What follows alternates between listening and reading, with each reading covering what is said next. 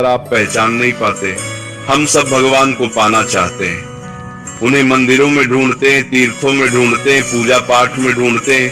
पर क्या आप जानते हैं कि भगवान हर रात खुद आपके पास आते हैं। हर रात वो आपके बहुत करीब होते हैं, आपको छूकर जाते हैं। पर हम इतने उलझे रहते हैं, इतने अनजान रहते हैं कि उन्हें पहचान ही नहीं पाते।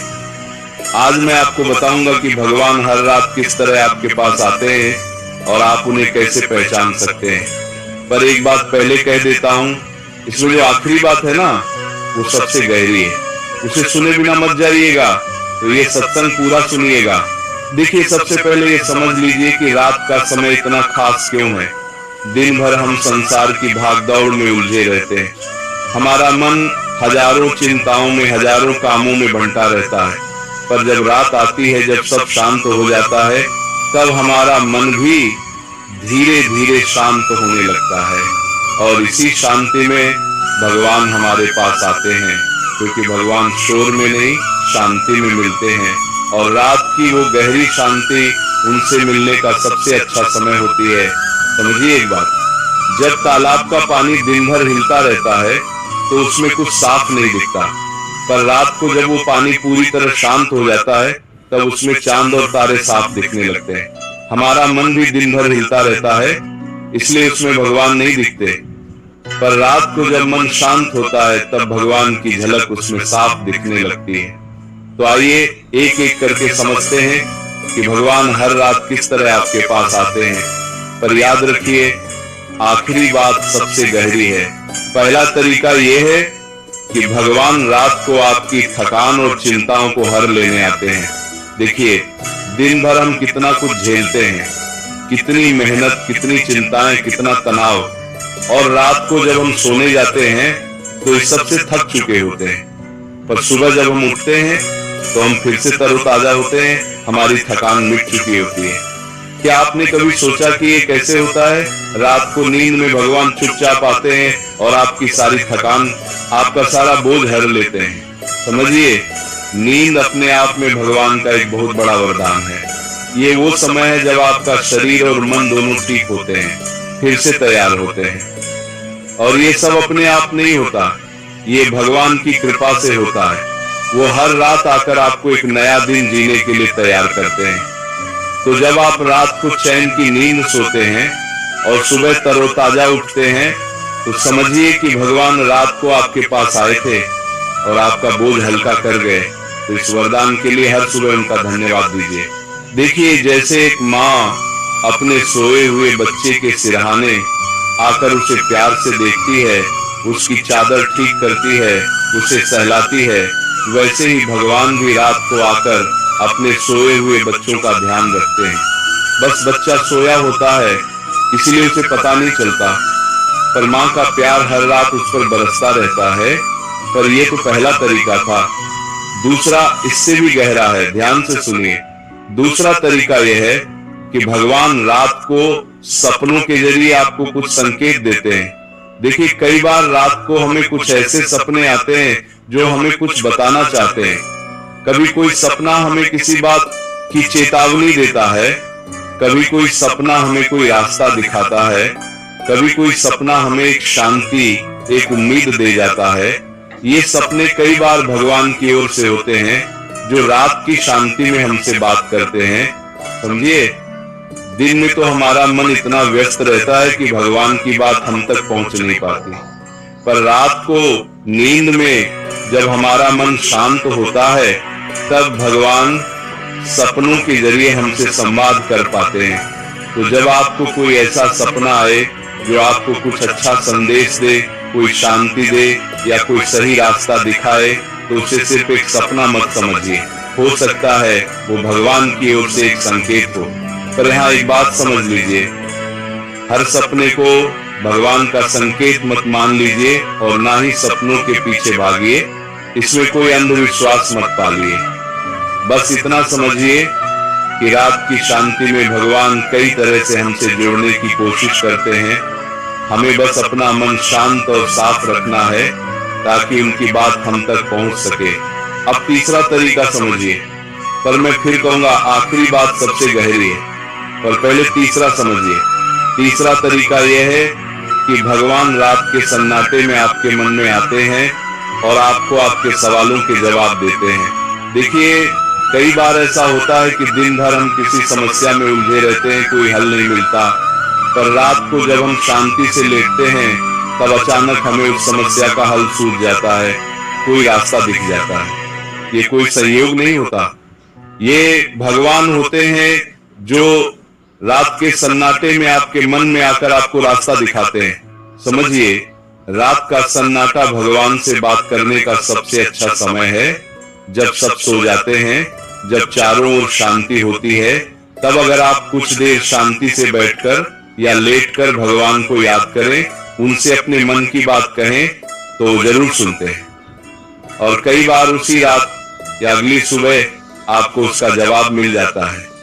तो रात के शांत समय का इस्तेमाल भगवान से बात करने में करिए, उनसे अपने दिल की हर बात कहिए, क्योंकि इस समय वो आपको सबसे करीब से सुनते हैं।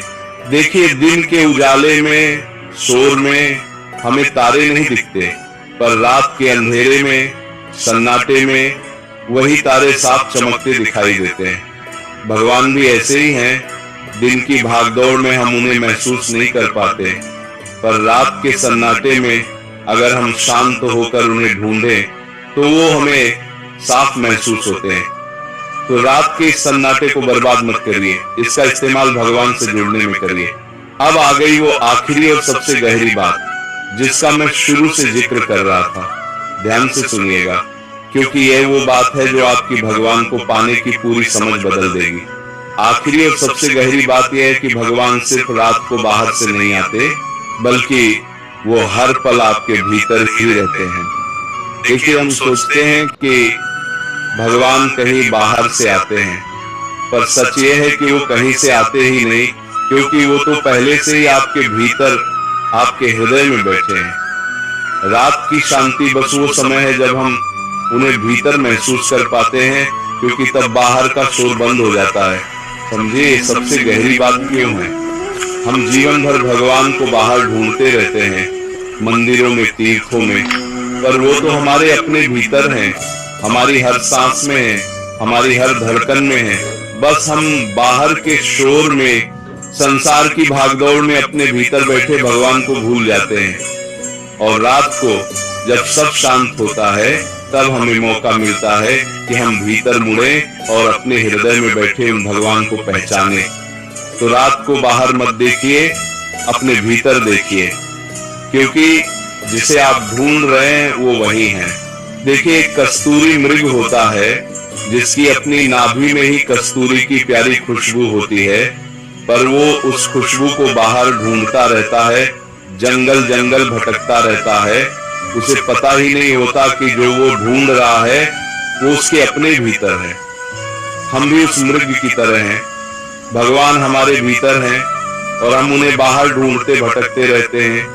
तो रात की शांति में अपने भीतर झांकिए और अपने हृदय में बैठे उन भगवान को पहचानिए। अब समझिए एक बहुत महत्वपूर्ण बात, भगवान हर रात आपके पास आते हैं, आपके भीतर हैं, पर उन्हें पहचानने के लिए आपको कुछ करना होगा। सबसे पहली बात, सोने से पहले कुछ पल भगवान को दीजिए। देखिए, ज्यादातर लोग सोने से पहले तक अपनी चिंताओं में, अपने फोन में, अपने कामों में उलझे रहते हैं और थककर सो जाते हैं। पर अगर आप सोने से पहले कुछ मिनट शांति से भगवान को याद करें, उनका नाम लें, उनका धन्यवाद दें, तो आपकी रात भी अच्छी बीतेगी और आप भगवान के करीब भी पहुंचेंगे। तो सोने से पहले का ये समय भगवान को दीजिए। दूसरी बात, सोने से पहले अपने मन को साफ करके सोइए। देखिए, दिन भर में जो भी कड़वाहट, जो भी गुस्सा, जो भी चिंता मन में भरी हो, उसे सोने से पहले निकाल दीजिए। किसी के लिए कोई बैर लेकर मत सोइए। अपने मन को शांत और साफ करके, सबको माफ करके, भगवान को याद करते हुए सोइए, क्योंकि एक साफ और शांत मन में ही भगवान आते हैं। तीसरी बात, सोने से पहले दिन भर के अपने कर्मों पर एक नजर डालिए। सोचिए कि आज मैंने क्या अच्छा किया, क्या गलत किया, और अगर कोई गलती हुई हो तो भगवान से माफी मांगिए और कल बेहतर करने का संकल्प लीजिए। ये छोटी सी आदत आपको हर दिन थोड़ा बेहतर इंसान बनाती जाएगी और भगवान के करीब लाती जाएगी। समझिए एक बहुत गहरी बात। रात का समय असल में हमें ये सिखाता है कि भगवान को पाने के लिए शोर नहीं, शांति चाहिए। बाहर की भागदौड़ नहीं, भीतर का ठहराव चाहिए। तो सिर्फ रात को ही नहीं, दिन में भी कुछ पल शांति निकालिए, अपने भीतर झांकिए, क्योंकि जितना आप शांत होंगे उतना ही भगवान को अपने करीब महसूस करेंगे। देखिए सबसे बड़ी बात यह है कि भगवान हमसे कभी दूर नहीं होते। वो हर पल हमारे साथ हैं, हर रात हमारे पास हैं, हमारे भीतर हैं। बस हम ही उन्हें पहचान नहीं पाते क्योंकि हमारा ध्यान हमेशा बाहर लगा रहता है। तो आज से अपना ध्यान थोड़ा भीतर की ओर मोड़िए और देखिए कि कैसे आपको हर रात हर पल भगवान अपने साथ महसूस होने लगते हैं। तो आज रात जब आप सोने जाएं तो जल्दबाजी में मत सोइए, कुछ पल रुकिए, शांत होइए और अपने भीतर बैठे भगवान को याद करिए, उनसे बात करिए, उनका धन्यवाद दीजिए और फिर शांति से उनका नाम लेते हुए सोइए। और देखिए कि कैसे आपकी रातें भी पवित्र हो जाती हैं और आपका भगवान से रिश्ता दिन ब दिन गहरा होता जाता है। क्योंकि जो हर रात भगवान को याद करके सोता है और हर सुबह उन्हें याद करके उठता है, उसका पूरा जीवन उनके प्रेम और कृपा से भर जाता है। प्रेम से बोलो राधे राधे।